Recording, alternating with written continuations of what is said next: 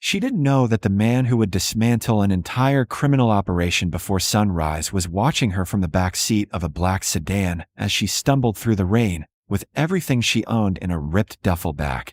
Or that when he finally lowered the window and asked a single, quiet question, "What's going on?" the manager who'd thrown her into the street would be begging for mercy by morning.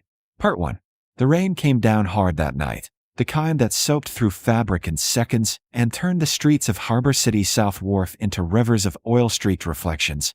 And Marina Cole walked straight through it without an umbrella, her head down, her jaw clenched, her dark hair plastered to her face in heavy, wet strands. 20 minutes earlier, she'd been working the late shift at the Silver Anchor, a waterfront nightclub that promised good tips and flexible hours, but delivered something much darker. And now she was out on the street with no paycheck, no warning, and no place to go. Her white server's shirt clung to her skin, stained with spilled liquor and rainwater. The club's anchor logo still visible on the pocket like an accusation she couldn't tear off fast enough, and her black slacks squelched with every step as her worn sneakers slapped against cracked pavement. She clutched the strap of her duffel bag so tightly her knuckles ached, as if letting go would mean losing the last thread holding her together, because inside that bag was everything she had left: a change of clothes, a few crumpled bills, her phone charger, and a thin envelope with rent money that was already too little and now completely useless. 8 months. That's how long Marina had worked at the Silver Anchor. 8 months of smiling at men who leaned too close, of dodging hands that lingered too long, of pretending not to hear comments that made her stomach turn, all for the sake of the small room upstairs that came with the job, barely larger than a storage closet, but with a lock on the door and a window that faced the harbor. That lock had meant safety. It meant she could say no. And tonight, she had said no one too many times. The new manager, Lucas Hale, had arrived a month ago with expensive suits and a smile that never reached his eyes, bringing with him a wave of new hostesses who didn't just pour drinks, girls who disappeared upstairs with clients and came back quieter, thinner, their eyes dulled by something Marina didn't want to name. Lucas had cornered her a week earlier by the bar while she wiped down glasses, his voice low and friendly as he told her customers had been asking about her, that she could make real money if she was willing to be more flexible. She'd refused, politely at first, then firmly, and tonight he stopped pretending. He showed up at her room without knocking, flanked by 2 security guards, and told her to pack her things because she wasn't a team player. She tried to argue, tried to remind him of her contract, of what she'd been hired to do, but he'd already turned away, already decided she was disposable, and 10 minutes later, she was being marched down the back stairs and shoved out into the alley just as the rain started to fall. No severance, no apology, just a locked door and laughter drifting from inside the club as if nothing had happened. Now Marina walked because standing still felt worse, because if she stopped she might collapse, and the streets around the South Wharf weren't kind to women alone at night.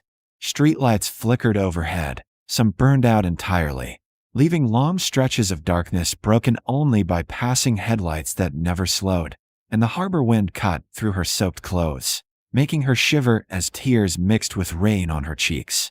She wasn't crying quietly anymore. She didn't care who saw. Her chest felt tight, her throat raw, the familiar panic rising as she did the math in her head and realized she didn't have enough money for a motel, not even the cheap ones that didn't ask questions. And she had no one she could call at this hour without feeling like a burden. That was when she heard the engine behind her, low and smooth. Not the rattling sound of an old sedan, but something heavier, deliberate, slowing to match her pace. She didn't turn around. Every instinct told her not to, but the sound didn't fade, didn't pass her by, and after a few seconds it pulled alongside her, close enough that she could feel the warmth of the engine through the ring. The car was a black luxury sedan, spotless despite the storm, its windows tinted so dark she couldn't see inside. The kind of vehicle that didn't belong on these streets, and her heart began to race as she walked faster, then stopped when it stopped too, the rain drumming loudly in the sudden stillness. For a long moment nothing happened, just the sound of water hitting asphalt and the quiet idle of the engine, and then the rear window slid down smoothly, revealing a man in a tailored dark coat, his face sharp and unreadable, eyes calm in a way that made her more nervous than if he'd been smiling. He looked at her like he was taking inventory, noticing everything at once: the soaked uniform, the bag, the way she stood like she was bracing for impact. And when he spoke, his voice was low but clear, cutting through the rain without needing to be loud. "What's going on?" Marina should have kept walking. She knew that. She should have ignored him like every safety article and warning ever told her to do. But something in the way he asked stopped her, not pitying, not demanding, just a question, and exhaustion washed over her, so suddenly it felt like her knees might give out. She turned to face him, rain streaming down her face, and for the first time that night someone was actually looking at her, not as an object, not as an inconvenience, but as a person. "I lost my job," she said, her voice cracking despite her effort to keep it steady. And the man's gaze flicked briefly to the Anchor logo still stitched to her shirt before returning to her eyes. He studied her for a moment longer, then opened the door beside him and said 2 words that would change everything. "Get in." Marina didn't move at first, and later she would realize that the most dangerous and important decisions in her life had been separated by only a few seconds of silence in the rain, because the man inside the car did not repeat himself, did not coax or threaten. He simply waited with the door open and warm air spilling out into the cold night, like an invitation she wasn't sure she could afford to accept. Her shoes were already soaked, her future already uncertain, and the street offered her nothing but darkness. So she stepped forward and slid into the back seat, pulling her duffel bag onto her lap as the door shut with a solid, final sound that cut off the rain and replaced it with quiet and the faint scent of leather and something expensive she couldn't name. The car moved smoothly before she could ask where they were going, and for a few moments neither of them spoke, the windshield wipers swaying rhythmically as Harbor City blurred past in streaks of wet neon, until he finally turned slightly toward her, enough for her to see his face clearly under the dim interior light. Mid-40s, composed, a thin scar near his temple, eyes that didn't dart or flicker but held steady like he was accustomed to being listened to. "Who fired you?" he asked. His tone was calm, but it wasn't casual. "Lucas Hale," she answered, her fingers tightening around the strap of her back. "Manager at the Silver Anchor." A small pause. "And why?" She hesitated, heat rising to her face despite the chill still clinging to her skin. "Because I wouldn't do what he wanted." The man's expression did not change. "Be specific." Marina swallowed. "He wanted me upstairs. With clients. I was hired as a server. That's all I agreed to." The car continued forward, turning onto Harbor Drive, and for a long moment the only sound was the hum of the engine. "How long has this been happening?" he asked. "A few weeks. Maybe longer. New girls came in. They weren't just serving drinks." She stared at her hands. The ones who said no didn't last. The man leaned back slightly, eyes narrowing just enough that she noticed. "And tonight?" "Tonight," he said, "I wasn't contributing enough. That I wasn't a team player. He had security escort me out. Took my room upstairs too. You live there?" "It came with the job. And now?" She let out a humorless breath. "Now I don't." The car slowed at a red light, and the city's reflection flickered across his face, sharpening the angles of his jaw. "Did you sign anything beyond waitressing?" he asked. "No." "Did he put any of these upgrades in writing?" "No." The light turned green. The car moved again. "Good," he said quietly. Marina frowned slightly. "Good." He looked at her fully now. "My name is Dominic Vale." The name landed heavier than she expected. Even she, who avoided headlines and city gossip, had heard it before. Real estate, shipping, nightlife, influence that stretched far beyond what was visible. Her stomach dropped slowly. "You own the Anchor," she whispered. "I own the building," he corrected calmly. "And the operating license. Lucas Hale manages it on my behalf." The realization spread through her chest like ice water. "You didn't know?" she asked. "Not yet," he replied. The words were measured, controlled. "That's why I'm asking you." She turned slightly toward him, confusion mixing with disbelief. "Why were you even there tonight?" Dominic glanced out the window briefly. "I don't make a habit of announcing inspections." His eyes returned to her. "I saw you leave through the alley." Her heart thudded. "And you followed me." "I observe," he corrected. "There's a difference."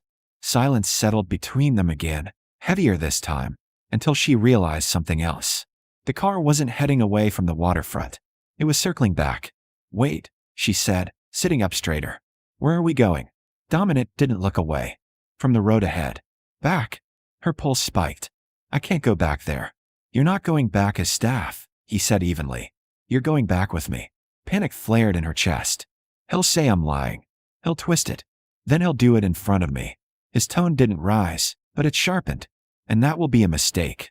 Marina studied him carefully. There was no bravado in his voice, no theatrical anger. Just certainty, the kind that made people nervous. You believe me? She asked quietly. He finally met her gaze again. You're still wearing the uniform of a job you just lost. You're soaked, carrying everything you own, walking alone in a storm. People staging performances usually prepare better. The corner of his mouth moved slightly, not quite a smile.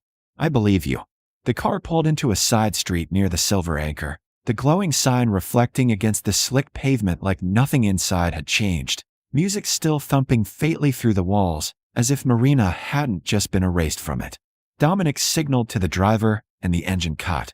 He adjusted his coat, then looked at her one last time. When we go in, you stay beside me. You don't argue. You don't defend yourself. You let him talk. Why? She asked. Because men like Lucas Hale reveal more when they think they're justified. He opened the door and stepped out into the damp night air, rain now reduced to a mist. Marina hesitated only half a second before following. The bouncers at the entrance stiffened immediately when they saw Dominic approach. Mr. Vale, one of them said, straightening. Dominic didn't respond. He walked past them without breaking stride. Marina close behind, her heart hammering so hard she felt it in her throat. Inside, the music pulsed and colored lights spun across the crowd, but conversations faltered as people recognized Dominic's presence, a ripple of awareness spreading across the room. At the far end near the VIP section stood Lucas Hale, laughing with a client, drink in hand. He noticed the shift in energy before he noticed Dominic, and when he finally did, his smile froze mid-expression. Mr. Vale, Lucas said quickly, stepping forward, smoothing his jacket. If I'd known you were coming, you would have cleaned up first? Dominic asked mildly. Lucas chuckled nervously. Not at all. Just would have prepared a proper welcome. His eyes flicked to Marina then, recognition flashing followed by irritation. I see you met one of our former staff members. Dominic's gaze didn't waver. Why is she former? Lucas's smile tightened. She wasn't aligned with the direction we're taking the brand. What direction is that? Dominic asked. Lucas hesitated. Upscale experiences. Exclusive services. Higher profit margins. Dominic's voice remained level. Was she hired for that? Well, not originally, but flexibility is part of the hospitality industry. Is coercion? The question sliced through the air. Lucas's jaw tightened. No one is coerced here. She was evicted from her lodging tonight. Dominic stepped slightly closer. Without notice, Lucas shifted. Housing is conditional on performance. Her contract, Dominic asked. Lucas faltered for the first time. Does not include prostitution, Dominic finished quietly. The words seemed to dim the music around them. Marina felt every eye in the nearby area turning. Lucas attempted to recover. That's a strong accusation. It's a strong reality, Dominic replied. Then he raised his hand slightly and spoke without looking away from Lucas. Turn the music off. Within seconds, it cut. The silence that followed was louder than the bass had been. Dominic's voice carried easily across the now still room. Clear the building. Now. And that was the moment Marina realized this wasn't just about her anymore. Something much larger had just begun. By the time the last customer was ushered out into the damp Harbor City night and the doors of the Silver Anchor were locked from the inside, the club no longer felt like a place of music and flashing lights, but like a crime scene waiting to confess. And Marina stood near the bar where she had spent 8 months smiling through discomfort, watching as men in dark suits, men who clearly answered to Dominic Vale and no one else, moved with quiet precision through the building, collecting files, unplugging hard drives, photographing ledgers, and stationing guards at every exit, while Lucas Hale's confident posture slowly collapsed in on itself. The neon sign outside still flickered blue through the front windows, but inside, under bright White House lights that exposed every stain on the floor and every scratch on the polished surfaces, nothing looked glamorous anymore. Office, Dominic said calmly to Lucas, gesturing toward the back hallway, and Lucas swallowed before nodding stiffly and leading the way, his earlier charm replaced by tight shoulders and quick, darting glances toward the security team now flanking him. Marina followed a few steps behind Dominic, her pulse steadying not because she wasn't afraid, but because something fundamental had shifted. She was no longer the girl being escorted out. She was walking back in with the man who owned the walls. The office door shut behind them with a solid click, sealing in the smell of expensive cologne and stale whiskey, and Dominic remained standing while Lucas lowered himself into the chair behind his desk, as if muscle memory had told him to. Though he clearly understood the seat no longer meant authority. "How many employees are currently working upstairs?" Dominic asked, voice even. Lucas attempted a smile. "If this is about staffing structure, I assure you everything is documented." "A number," Dominic interrupted. Lucas hesitated. 14 tonight. "How many were hired as servers?" A longer pause. 6. Dominic nodded once. "And how many of those 6 were offered alternative revenue opportunities?" Lucas's jaw tightened. "This is a competitive market. Diversification of services." Dominic placed both hands flat on the desk, leaning forward just slightly. "You evicted her because she refused." It wasn't a question. Lucas exhaled slowly. "She was influencing morale." Marina felt her stomach twist. "Influencing morale," Dominic repeated softly, as if testing the phrase for flaws. "By maintaining the terms of her employment contract." Lucas said nothing. Dominic straightened and pulled a slim folder from one of the men standing by the wall. "We pulled payroll records from your system before entering this room," he said, flipping it open. "Wages withheld from at least 3 staff members. Bonuses reassigned. Housing deductions inconsistent with policy." He looked up. "Explain." Lucas's composure cracked at the edges. "There are operational pressures you may not be aware of." "I am now," Dominic replied. Silence stretched thin. Then Dominic added, "Turn over every access key, every password. Effective immediately. You are relieved of management authority." Lucas blinked. "You can't just—" "I can," Dominic said calmly. "And I just did." The words hung in the air like a door slamming shut. 2 men stepped forward. Lucas's hands trembled slightly as he removed a key ring from his pocket and placed it on the desk. "This is an overreaction," he muttered. "Profit margins have never been higher." Dominic's eyes hardened for the first time. "Profit built on coercion is liability." He nodded to the security team. "Escort him downstairs. He waits until legal counsel arrives." Lucas opened his mouth to argue, then thought better of it as firm hands guided him from the chair he'd occupied like a throne only an hour earlier. When the office door closed again, the building felt different, lighter, almost hollow. Dominic turned to Marina, and for the first time since she'd entered the car, his expression softened slightly. "You will provide a statement," he said. "Everything you saw? Names? Dates?" She nodded. "Will he go to jail?" she asked quietly. Dominic considered. "That depends on what the audit confirms." As if summoned by the word, a woman in a gray blazer stepped into the office holding a tablet. "Initial review shows discrepancies in at least 8 employment files," she said briskly. "We're freezing all operating accounts pending investigation." Dominic nodded. "Upstairs rooms being cleared. Staff interviewed separately." Marina swallowed. "The other girls, they won't get in trouble, will they?" Dominic looked at her steadily. "No one here is being punished for surviving." The answer settled into her bones. Downstairs, the once deafening club was now a low hum of paperwork and murmured instructions. Marina sat at the edge of the bar while statements were taken, watching the place she had memorized in dim light exposed under brightness that revealed every truth. One by one, girls emerged from interviews looking shaken but relieved. Some avoided eye contact. Others gave Marina small, grateful nods. Hours passed. By 3 a.m., the Silver Acre looked like a stripped stage after a final performance. Dominic stood near the entrance, speaking quietly into his phone. "Shut it down," he said. "Indefinitely." He ended the call and turned back inside.